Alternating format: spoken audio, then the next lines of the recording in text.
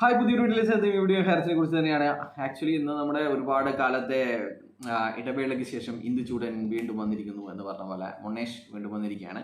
മൊണ്ണേഷിന്റെ ആ ഒരു ഇമാതിരി പൊട്ടത്തറ ഇവന് ഇനി പറയാനില്ല, അതവിടെ കിടക്കട്ടെ. അപ്പോൾ അതിനിടയ്ക്കാണ് ഞാൻ എൻ്റെ കമൻസ് നോക്കുമ്പോൾ ഒരു ദമയന്തി എന്ന അമ്മ എന്ന് പറയുന്ന ലക്ഷ്യങ്ങൾ നിക്ഷേപിച്ച ഒരു സ്ത്രീയുടെ കമൻറ്റ് കാണാൻ ഇടയായി. ആ കമന്റ് ഇങ്ങനെയാണ്: ചുരുക്കി പറഞ്ഞു കഴിഞ്ഞാൽ, ലക്ഷ്യങ്ങൾ നിക്ഷേപിച്ചവർ ഇപ്പോഴും തീ തിന്ന് കഴിയുകയാണ്. വിവേകവും പക്വതയും ഇനിയെങ്കിലും കാണിക്കണം എന്നാണ്. അപ്പോൾ എൻ്റെ ലാസ്റ്റ് വീഡിയോ CEO ചെയ്തത് തെറ്റ്, ഏതോ ഒരു വലിയ വക്കീലിൻ്റെ, ശ്രീകുമാർ വക്കീലിൻ്റെ ഒക്കെ വോയിസ് ഫോൺ കോൾ റെക്കോർഡ് ചെയ്ത് വാട്സപ്പിലൂടെ പ്രചരിപ്പിച്ച ആ ഒരു കാര്യത്തെക്കുറിച്ച് പറഞ്ഞതാണ്.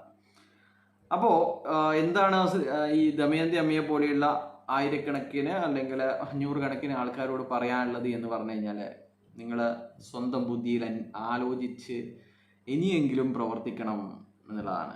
ഈ മണ്ടന്മാരെ മണീച്ചൻ മാത്രം തൊഴിലായിട്ട് എടുത്തിട്ട് ജീവിച്ചു പോകുന്ന ഇവരെ ഇനിയെങ്കിലും നിങ്ങൾ അവിശ്വസിക്കണം എന്നാണ് പറയാനുള്ളത്. ഇവർ പറയുന്ന എന്തെങ്കിലും ഒരു കാര്യം നടന്നിട്ടുണ്ടോ?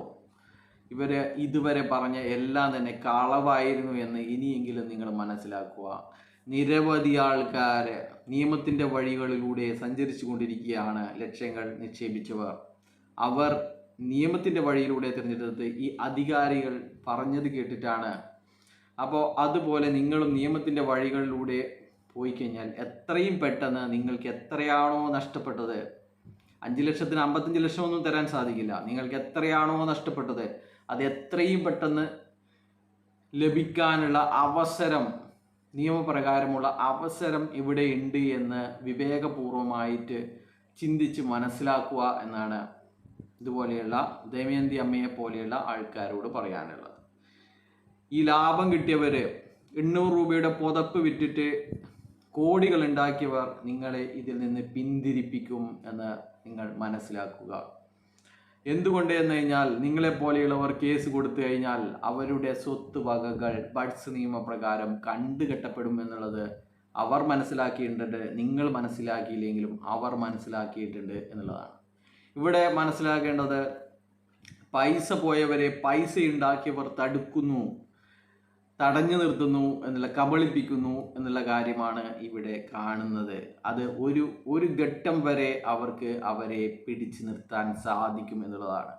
പോപ്പുലർ ഫിനാൻസിൻ്റെ കേസിൽ 8 മാസം വരെ ഇതുപോലെ തന്നെ കേസുകൾ വളരെ കുറവായിരുന്നു. പക്ഷെങ്കിൽ ആ 8 മാസത്തിന് ശേഷം നിക്ഷേപകർക്ക് മനസ്സിലായി യുവമാർ ചെയ്തു കൂട്ടിയ തെറ്റുകൾ എന്താണ് എന്ന്, എന്തുകൊണ്ട് ഇതിൽ നിന്ന് കമ്മീഷൻ അടിച്ച ആൾക്കാർ ഇവരെ പിന്തിരിപ്പിക്കുന്നു എന്ന് മനസ്സിലായതിനു ശേഷം 1500ഓളം കേസുകളാണ്, FIRകളാണ് പോപ്പുലർ ഫിനാൻസിൻ്റെ കേസിൽ രജിസ്റ്റർ ചെയ്യപ്പെട്ടിരിക്കുന്നത്. എന്തായാലും അത്രയൊന്നും ആൾക്കാർ ഇതിലുണ്ടാവില്ല എന്നുള്ളതാണ്. കാരണം ബന്ധുക്കളുടെ പ്രേരണയാൽ ഇതിൽ ചേർന്നവർ, സുഹൃത്തുക്കളുടെ പ്രേരണയാൽ ചേർന്നവർ, വിദേശത്തുള്ളവർ, കള്ളപ്പണം ഇതിലിട്ടവർ ഒക്കെ കേസിന് പോകില്ല. അവർ നിങ്ങളെ പിന്തിരിപ്പിക്കും. പക്ഷേങ്കിൽ ലോൺ എടുത്തിട്ടിട്ടവർ, സ്വത്തുവകകൾ വിറ്റിട്ടിട്ടവർ, സ്വർണം വിറ്റിട്ടും മറ്റ് വസ്തുവകകളും വിറ്റിട്ടും ഇട്ടവർ, കൈവായ്പ മേടിച്ചിട്ട് ഇട്ടവർ ഒക്കെ കേസ് കൊടുക്കണമെന്ന് ആഗ്രഹമുണ്ടെങ്കിലും പക്ഷെങ്കിൽ മറ്റുള്ളവർ പിന്തിരിപ്പിക്കുന്നു. പക്ഷെങ്കിൽ അത് ഒരു ഘട്ടം വരെ കഴിഞ്ഞാൽ അവർ കേസിന് പോകും എന്നുള്ളതാണ്. ഇന്ന് തന്നെ എന്നെ 3 ആൾ ബന്ധപ്പെട്ടിട്ടുണ്ടായിരുന്നു പുതിയ കേസ് കൊടുക്കാൻ വേണ്ടിയിട്ട്. അപ്പോൾ അവരൊക്കെ കണ്ണൂർ ജില്ലക്കാരല്ല, മറ്റ് ജില്ലയിലുള്ളവരാണ്. അവരുടെ ഡീറ്റെയിൽസും കാര്യങ്ങളൊന്നും പറയരുത് എന്ന് പറഞ്ഞിട്ടുണ്ടായിരുന്നു. അതുകൊണ്ട് ഞാൻ പറയുന്നില്ല. ഞാനിത് കൊടുത്താണ് നിങ്ങൾക്ക്, നിങ്ങളുടെ ആരാണോ സഹായിക്കാൻ, ഏത് രാഷ്ട്രീയ പാർട്ടിയാണോ അല്ലെങ്കിൽ ഏത് പൊതുപ്രവർത്തകരാണോ നിങ്ങളെ സഹായിക്കാനുള്ളത്, അവരുടെ സഹായം തേടി നിങ്ങൾ അടുത്തുള്ള പോലീസ് സ്റ്റേഷനിൽ പോവുക, പരാതി നൽകുക. നിങ്ങൾക്ക് എന്തായാലും FIR ഇട്ട് കിട്ടിക്കഴിഞ്ഞാൽ ആ FIR നിങ്ങൾക്ക് ബഡ്സിൻ്റെ കേസിലും ഉപകാരപ്രദമാവും, അതുപോലെ തന്നെ EDയുടെ കേസിലും ഉപകാരപ്രദമാവും എന്നുള്ള ഉപദേശമാണ് ഞാൻ കൊടുക്കുന്നത്. അപ്പോൾ ഈ കാര്യങ്ങളൊക്കെ നമ്മൾ എൻ്റെ ലഭ്യമായ അറിവിൻ്റെയും മറ്റ് സുഹൃത്തുക്കളുടെയും മറ്റ് നിയമവിദഗ്ധരുടെയൊക്കെ അഭിപ്രായങ്ങൾ കേട്ട് ാണ് ഇത്തരം കാര്യങ്ങളൊക്കെ പറയുന്നത്. നിങ്ങൾക്ക് എന്ത് സഹായം നിയമപരമായിട്ട് മുന്നോട്ട് പോകുന്നതിന് നിങ്ങളുടെ കൂടെ വന്നിട്ട് ചെയ്യുന്നതിനെ ഒഴിച്ച് ബാക്കി എന്ത് കാര്യങ്ങളും നമുക്ക് ചെയ്തു തരാൻ സാധിക്കുമെന്നുള്ളതാണ്. അതിന് നിങ്ങൾ നമ്മൾ ആരിൽ നിന്ന് തന്നെ ഒന്നും വാങ്ങുന്നുമില്ല എന്നുള്ള കാര്യം കൂടി പറയുന്നു. അപ്പോൾ നമുക്ക് ഈ കാര്യങ്ങൾ വിടും. നമുക്ക് മൊണ്ണേഷിൻ്റെ വീഡിയോ. മൊണ്ണേഷ് എന്താണ് അവൻ പറയുന്നത്, എന്താണ് അവൻ പറഞ്ഞു വരുന്നത്? ആർട്ടിക്കിൾ 136 പ്രകാരമാണ് അപ്ലിക്കേഷൻ കൊടുത്തത് എന്നൊക്കെയാണ് പറയുന്നത്. ആർട്ടിക്കിൾ 136 പ്രകാരം അപ്ലിക്കേഷൻ റിജക്റ്റ് ചെയ്തു, നമ്മളത് തള്ളിക്കളഞ്ഞു. അത് കാര്യങ്ങളൊക്കെ കറക്റ്റാണ്. അതിൽ അവനെ നമുക്ക് അഭിനന്ദിക്കാതെ വയ്യ. അവൻ ആ കാര്യങ്ങളൊക്കെ നമ്മുടെ അപ്ലിക്കേഷൻ തള്ളിക്കളഞ്ഞു എന്നുള്ള കാര്യങ്ങൾ പറയുന്നുണ്ട്. സത്യം, അപ്ലിക്കേഷൻ തള്ളിക്കളഞ്ഞിട്ടുണ്ടായിരുന്നു. പിന്നെ ഇവൻ പറയുന്നത് ബഡ്സ് നിലനിൽക്കൂല അല്ലേ, ബഡ്സ് കേസ് നിലനിൽക്കൂല എന്നാണ് പറയുന്നത്. ബഡ്സ് കേസ് അല്ലടോ നിലനിൽക്കാത്തത്, ഹൈറിച്ചാണ് നിലനിൽക്കാത്തത്. ബഡ്സ് കേസൊക്കെ അവിടെ തന്നെ ഉണ്ടാവും. നിരവധി കേസുകൾ, ബഡ്സ് കേസുകൾ ഈ ഹൈറിച്ചിനെതിരെ ദിവസം പ്രതി കൂടി വന്നിരിക്കുകയാണ്. ഈ മാസം കഴിഞ്ഞ മാസമാണ് അവസാനമായിട്ട് എൻ്റെ ഒരു അറിവിൽ വന്നത്. അത് ഇന്നലെയാണ് അതിൻ്റെ FIR കാര്യങ്ങളൊക്കെ കിട്ടിയിരിക്കുന്നത്. 10ഓളം ലീഡർമാർക്കെതിരെയാണ് കേസ് വന്നിരിക്കുന്നത്. 10ഓളം ലീഡർമാർക്കെതിരെ. അപ്പം അങ്ങനെ നിരവധി ലീഡർമാർ ഈ തട്ടിപ്പിൽ പ്രതികളായിട്ട് വന്നുകൊണ്ടേയിരിക്കുകയാണ്.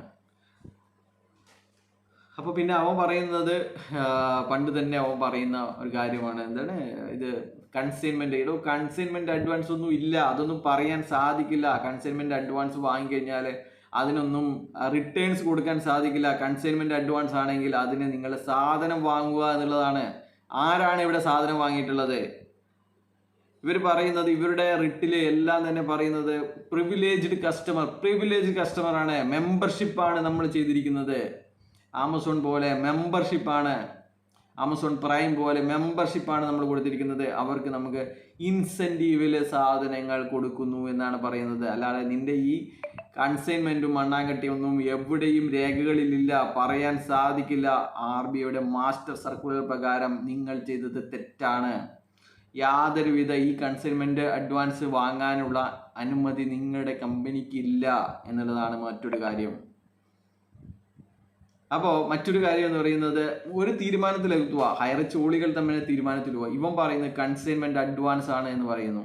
അങ്ങനെയായിട്ടാണ് നമ്മുടെ കമ്പനിയിലേക്ക് നിക്ഷേപം കൊടുത്തിരിക്കുന്നത് പറഞ്ഞു. അതുപോലെ തന്നെ ഇമ്മാനുവൽ ഫുണ്ട്രൈൽ എന്ന് പറയുന്ന കക്ഷി പറയുന്നു, നമ്മളൊക്കെ സ്ലീപ്പിംഗ് പാർട്ട്ണറാണ്, നമ്മളൊക്കെ പാർട്ട്ണർഷിപ്പ് എടുക്കുകയായിരുന്നു എന്ന് പറയുന്നു. അപ്പോൾ പല കഥകളാണ് പറയുന്നത്. ഇന്ന് ഒരാൾ പറയുന്നു, നമ്മൾ 400 രൂപ കൊടുക്കുന്നത് പലചരക്ക് സാധനങ്ങൾ വാങ്ങാൻ വേണ്ടിയിട്ട് കമ്പനി 400 രൂപ കൊടുക്കുന്നതാണ് എന്ന്. പലചരക്ക് സാധനങ്ങൾ വാങ്ങാൻ വേണ്ടി 400 രൂപ കൊടുക്കുന്നു എന്നുള്ള പുതിയ ഐഡിയ ആണ് ഇന്ന് ഗ്രൂപ്പുകളിൽ പ്രചരിപ്പിക്കുന്നത്. ലോകത്തെല്ലാവർക്കും 400 രൂപയ്ക്ക് മാസം 400 രൂപയ്ക്ക് പലചരക്ക് സാധനങ്ങൾ വാങ്ങാനുള്ള പണം കൊടുക്കുന്ന പ്ലാനാണ് കമ്പനിയുടേത് എന്ന്. എങ്ങനെയുണ്ട് സംഭവം? 10,000 കൊടുത്തിട്ട് ആഴ്ചക്ക് 100 രൂപ കിട്ടുന്ന പരിപാടിയല്ല. 10,000 കൊടുത്തിട്ട് മാസത്തിൽ 400 രൂപയുടെ പലചരക്ക് സാധനങ്ങൾ വീട്ടിലേക്ക് എത്തിക്കുന്ന പരിപാടിയാണ് നമ്മുടെ കമ്പനി ചെയ്യുന്നത് എന്നാണ് പറയുന്നത്. എന്തൊക്കെയാണ് ഇവർ പറയുന്നത്? അപ്പോൾ മൊണ്ണേഷ്, നീ ആ കാര്യങ്ങൾ മനസ്സിലാക്കുക. ഇതിങ്ങനെ കറങ്ങി തിരിഞ്ഞ് എന്ന് പറയാണ്.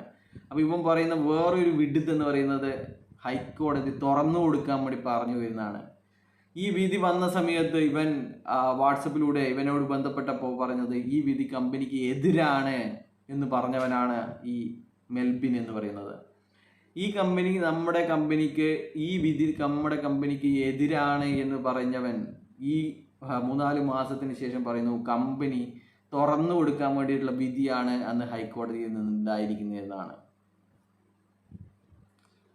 പറഞ്ഞിട്ട് ഒരു കാര്യമില്ല. എന്ന് വെച്ച് കഴിഞ്ഞാൽ വിധികൾ മനസ്സിലാക്കാൻ, വിധികൾ ഇംഗ്ലീഷിൽ വായിച്ച് മനസ്സിലാക്കാൻ പ്രാപ്തിയുള്ള ഒരുത്തനും ഈ കള്ള കമ്പനിയിലില്ല എന്നുള്ളതാണ് സത്യം.